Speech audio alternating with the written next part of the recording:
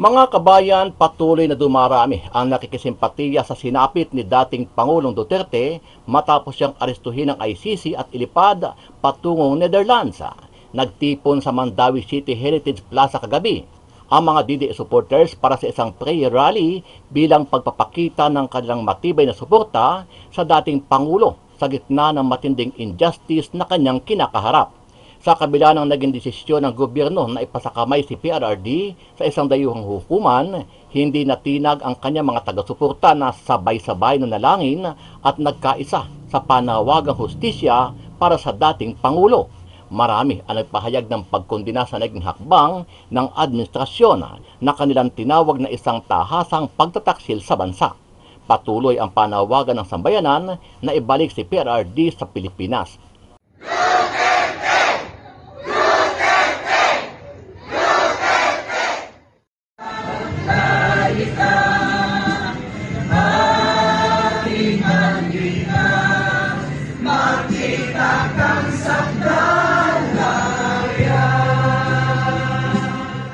Samantala, ibinunyag ni Senator Alan Peter Cayetano ang totoong sitwasyon at kalagayan ni former President Duterte sa kanyang detention cell sa The Hague, Netherlands, kung saan ay tila napabayaan daw ang dating Pangulo at hindi nabibigyan ng tamang medical atensyon.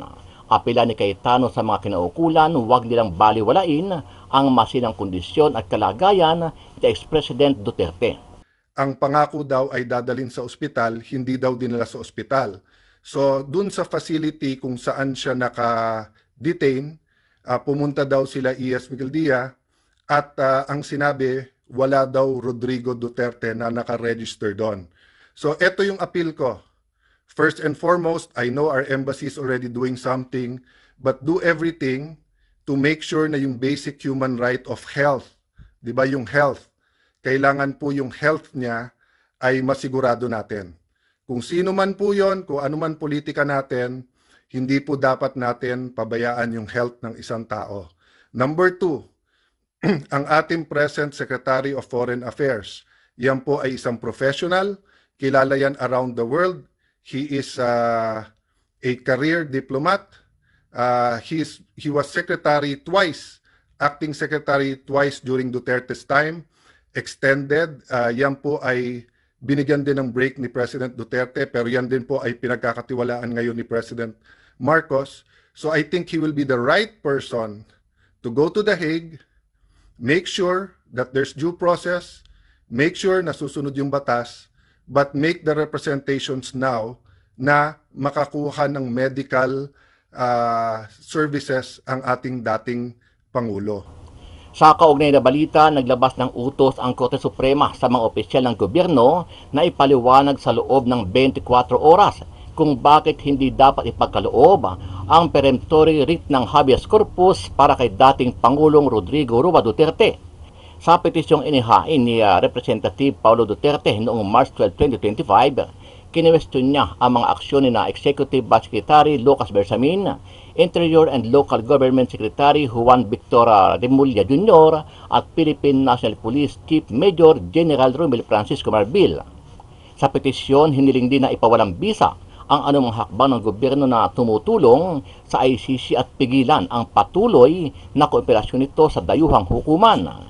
Bukod dito, humiling din si Representative Pulong Duterte ng writ of habeas corpus upang mapalaya ang dating Pangulo mula sa kanyang kasalukuyang pagkakakulong.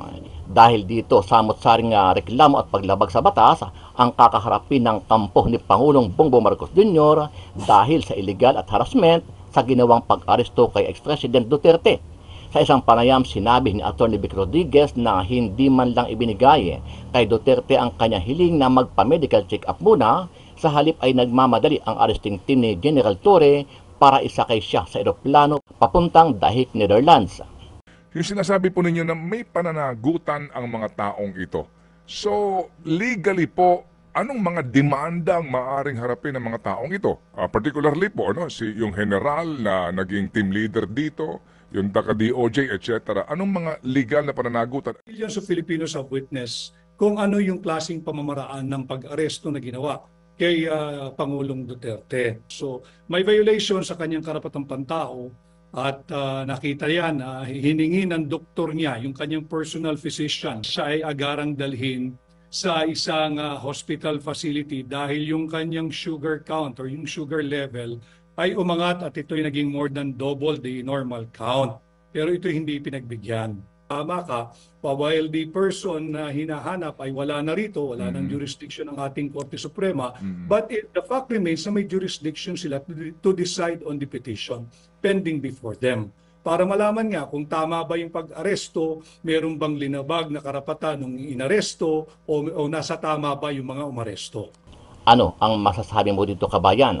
Kung ikaw ang tatanungin, marami bang nilabag ang kampo ni General Torre sa ginawang pag-aresto kay dating Pangulong Duterte?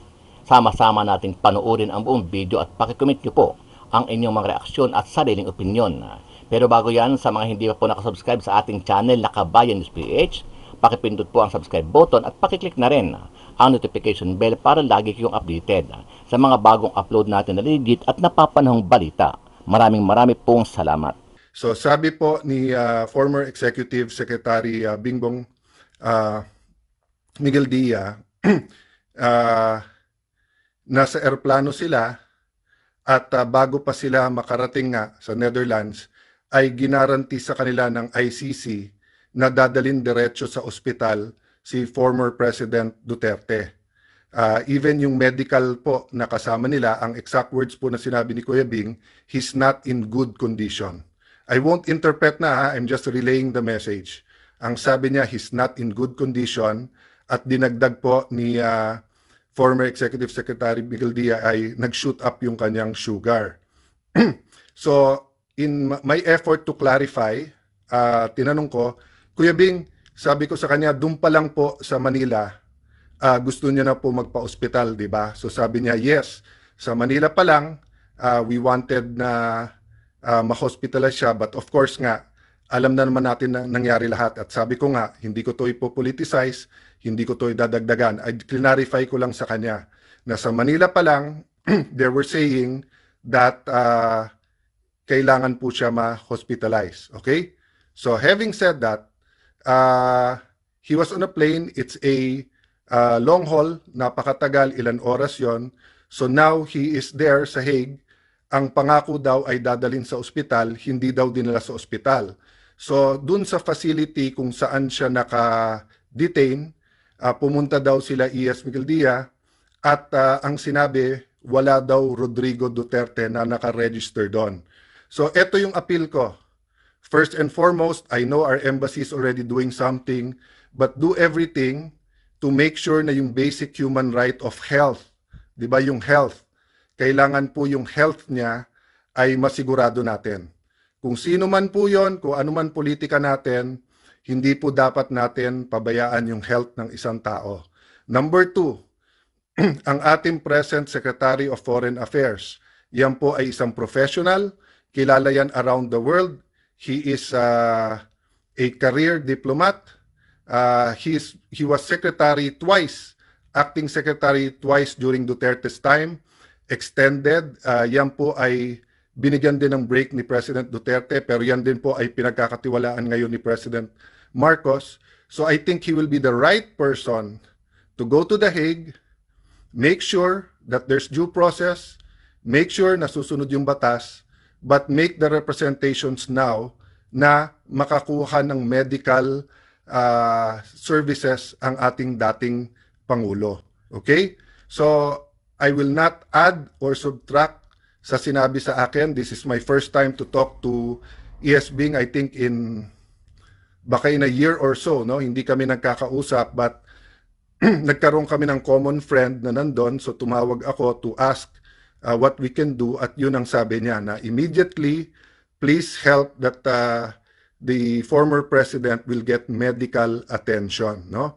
So I don't think may mawawala sa lahat sa atin, kayo man ay humahanga o kayo po ay hindi humahanga kay President Duterte, to make sure that when a Filipino citizen ay kinuha sa ibang bansa na hindi nagkaroon ng chance na yung korte dito ang mag-issue ng warrant, ay to make sure that he's not deprived of life, of good health, di ba?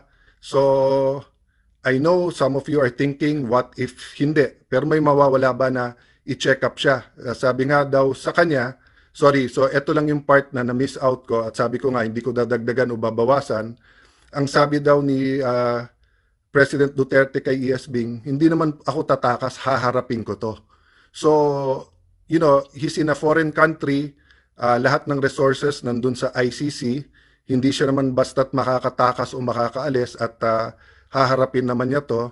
So, pakiusap ko lang po na basic naman na yung karapatan niya sa kalusugan ay respetuhin natin. So, baka pwede rin makiusap sa media.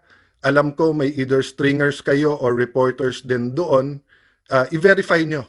Kasi yan po naman ay pinaabot lang naman po sa akin at nag-volunteer lang ako na sabihin yung mensahe. Bakit po? Hindi po ako makikilam if these are political messages or partisan messages, but pag sa health, magsisisi pa ba tayo pagka hindi natin sinabi to? So some of you will agree with me, will disagree with me, depending on your political persuasion, but if you were in that situation, I would not hesitate to ask people for help for your safety and for your health. Attorney Vic, dito po sa nangyaring pag-aresto kay dating Pangulong Duterte, ito po ba para sa inyo nagkaroon ng legalidad doon po sa nangyaring pag-aresto sa kanya? Doon po sa sige po. Yeah. Good morning muna, Kate, at sa iyo, DJ Cha, sa lahat ng inyong mga taga-subaybay. Yes, nakita naman ng sambayan ng Pilipino na he was deprived of the proper process for an arrest. At nakita naman yan, ang daming nag-video, ang daming linabas na balita. So may violation sa kanyang karapatang pantao at nakita yan, hiningi ng doktor niya, yung kanyang personal physician, si Dr. Agnes Del Rosario ng Medical City, if I am not mistaken, na siya ay agarang dalhin sa isang hospital facility dahil yung kanyang sugar count or yung sugar level ay umangat at ito'y naging more than double the normal count. Pero ito hindi pinagbigyan. Kanina po sa ugnayan namin kay Major General Torre, maging kay Yusek T, pareho po nilang sinasabi na legal po ang naging pag-aresto sa Pangulo, dumaan po yan sa legal na proseso, at marahan din daw po ang naging pag-aresto at walang deprivation daw po na naganap. Anong tugon niyo po doon? I don't think I even have to counter what they have said in your program, if they have said that in your program. Millions of Filipinos have witnessed kung ano yung klaseng pamamaraan ng pag-aresto na ginawa kay Pangulong Duterte.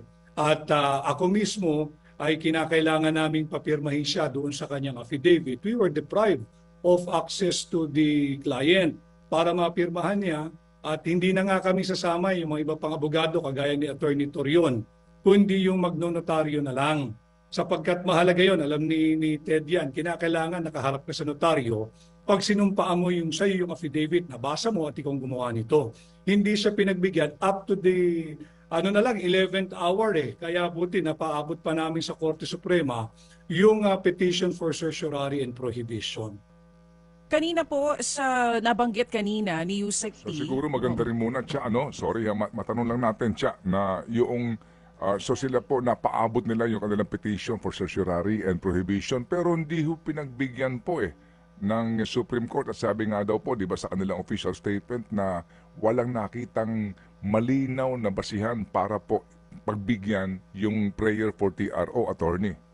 Tama yun, Ted. That's why si Attorney Torion ang in charge dyan. He already prepared a motion for reconsideration at inaantay na lamang yung formal notice mula sa Supreme Court. Ang point doon, whether pinagbigyan o hindi yung TRO, he was deprived of his right to be assisted by a counsel at every stage of his arrest.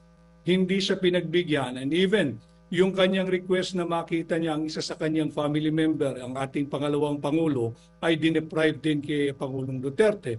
So dito makikita natin talagang may deprivation ng kanyang mga basic rights. Kahit siya ay sabihin ng inaresto at under preventive detention doon sa Villamor Air Base.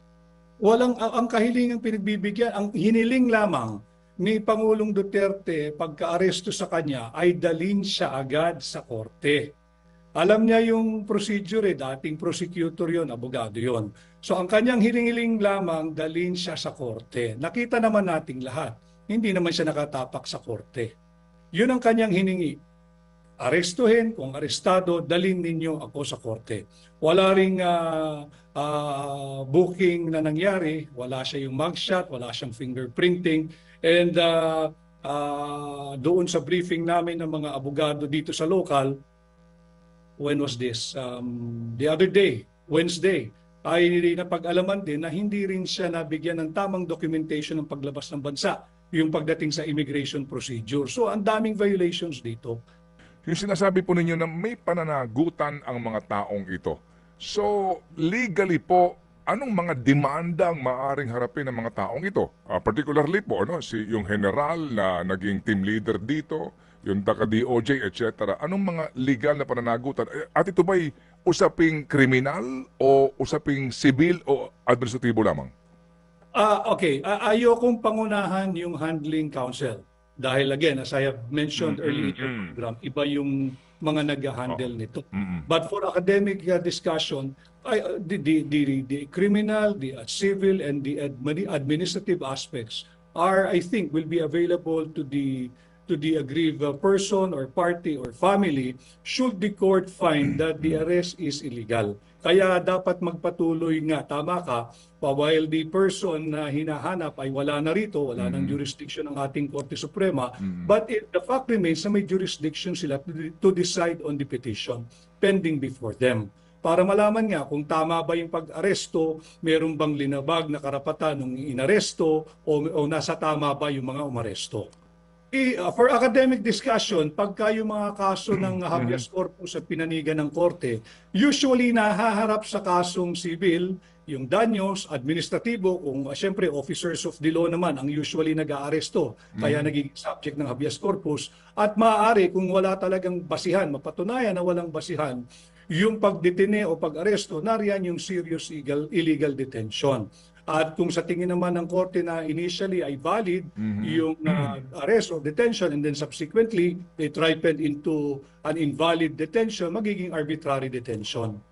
Ano po ang inyong balak sa usapin po naman ng pananagutan dito ng dating Pangulong Marcos, considering din po na hindi siya kasama sa mga respondents dito, kung meron man sa pangyayaring ito? Unang-una, alam naman natin na may immunity from suit ang any sitting president. Kaya ang laging na-i-implead dyan, if you want to implead the president, you have to course it through the executive secretary. So malinaw yan. As for his pananagutan, we have to wait for the outcome of all the petitions pending before the court. Yung 2 or 3 habeas corpus, and then yung final na petition for prohibition and mandamus. Kasi yung sa prohibition and mandamus, Ted, hindi lamang si Pangulong Duterte ang petitioner doon, kasali doon si Senador Bato de la Rosa. Opo. Yes po. Dito naman po sa argumento na yung naging basihan sa pag-surrender daw po sa dating Pangulo ay yung una, sinasabi nila, ito yung nakikita natin at naririnig na sa mga balita ngayon dahil sa pakikipag-ugnayan sa Interpol. Pangalawa, may nabanggit po kanina si Yusek T, yung RA 9851, nakatumbas daw po ng Rome Statute. Nakalagay daw po dyan na may option ng Pilipinas na i-prosecute ang isang akusado o kaya ipaubaya po yan sa ibang korte. Kaya daw, ang naging desisyon nila is ipaubaya na nga daw po ito sa ICC. Ano pong tugon nyo doon? That has always been the contention, Chacha. Are we saying that our courts are not functioning? Why would you let a sovereign jurisdiction step in and get custody of a former president who has served well, tapos doon mo pabibistahan? Bukas naman ang lahat ng ating piskalya. Bukas lahat ng ating korte, accessible nga yan all the way hanggang Supreme Court. So nasaan ang jurisdiction ng ICC? ICC will only step in if there is a failure by the signatory state, when we were still a signatory or party to that Rome Statute, na meron tayong inability to prosecute and execute, implement, and enforce the law of the land. Are we saying na hindi natin kaya ang mag-imbestiga? Nandiyan ang CIDG, who is very active lately. Nandiyan ang NBI, nandiyan ang Ombudsman. If we're talking about investigation, for purposes of prosecution. At nandiyan naman ang MTC, RTC, Court of Appeals, Court of Tax Appeals, nandiyan ang ang Sandigan Bayan, nandiyan ang Supreme Court. So, what are we suggesting here? Bakit kinakailangan ng foreign jurisdiction to intervene and step on the sovereignty of our judicial process?